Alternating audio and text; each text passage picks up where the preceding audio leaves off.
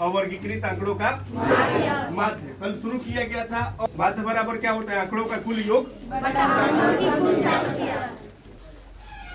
आप लोगों में से कितने लोगों को गणित कम समझ में आता है? थोड़ा हाथ उठाएंगे ईमानदारी से।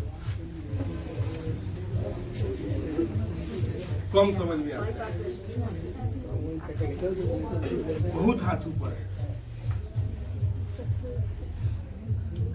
और इस बात की गारंटी है कि 15 दिन के बाद इसमें से 80% हाथ नीचे रहेगा। आज कितना तारीख है? 17 तारीख है। 15 दिन के बाद 32 तारीख पड़ेगा ना? 17, 15, 32 नहीं होता है। कितना?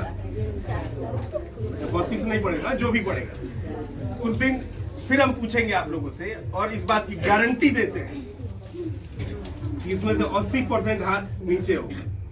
यहाँ पे जैसे 1, 2, 3, 4, 5, इसका अगर आपको माध्य निकालना है, इसका क्या निकालना है आपको? माध्य। तो पहला तरीका होता है कि आप क्या करें? सबको जोड़े। सबको क्या करें?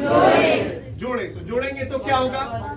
1 जोड़, 2 जोड़, 3 जोड़, 4 जोड़, 5 और बटा क्या कर देंगे? 1, 2, 3, 4, 5 है ना? तो सबको जोड़ेंगे। 5, 4, 9, 3, 12, 2, 14, 1, 15 बटा क्या हो जाएगा? 5 हो जाएगा। 15 में 5 से भाग करेंगे तो क्या होगा? 3। यदि वो बराबर अंतराल पे हो। किस अंतराल पे हो? इसका दूसरा मेथड बताते हैं इसी माध्य का।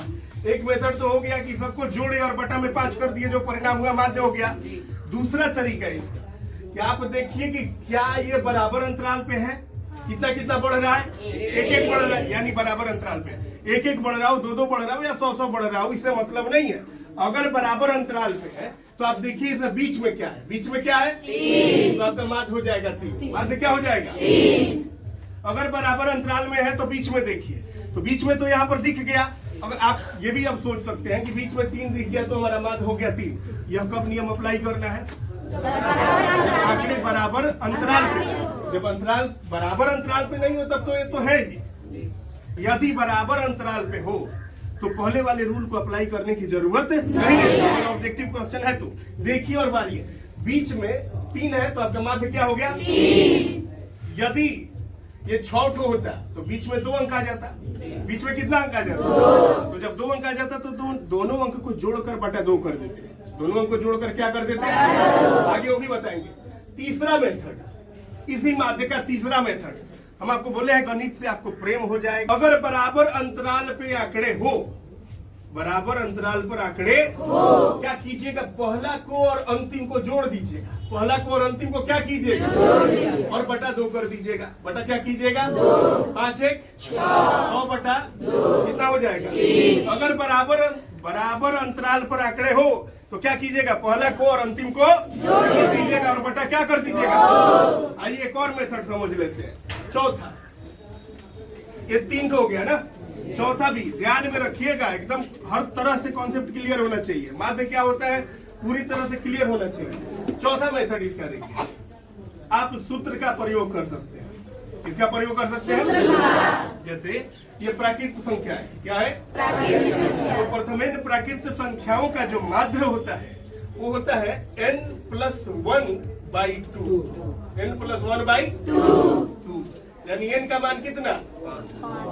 टोटल कितना है? 5 है। टोटल कितना है? 5 और प्लस 1 बटा 2। 5, 1, 100 बटा 6 में 2 से भाग करेंगे तो क्या होगा? आपने इस माध्य का कितना विधि समझा?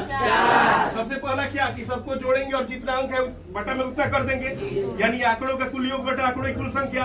दूसरा मेथड क्या? अगर बराबर अंतराल में हो तो क्या करना है? बीच का देख लेना है। तीसरा मेथड क्या? पहले को और अंतिम को जोड़ देना है और बटा 2 कर देना है, उतना ही आएगा। चौथा मेथड क्या? n+1/2 सूत्र पर बैठा देना है। सम का विषम का और प्राकृत का जो भी है सूत्र सब आपका अलग अलग लिखाया जाएगा। इस बात को नोट कीजिए।